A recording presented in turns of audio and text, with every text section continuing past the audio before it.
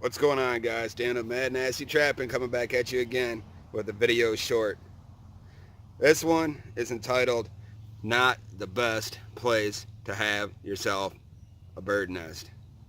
Enjoy, guys.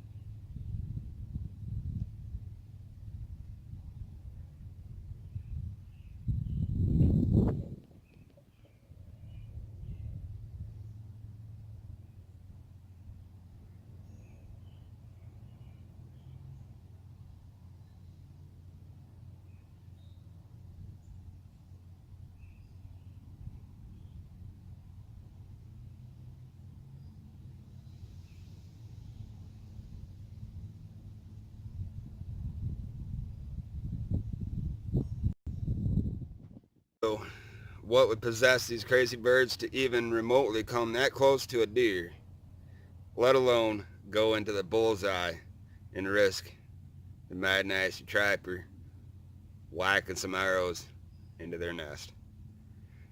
This target is off limits for shooting until summer. Y'all have a good weekend, and this has been Dan with Mad Nasty Trapping, video short.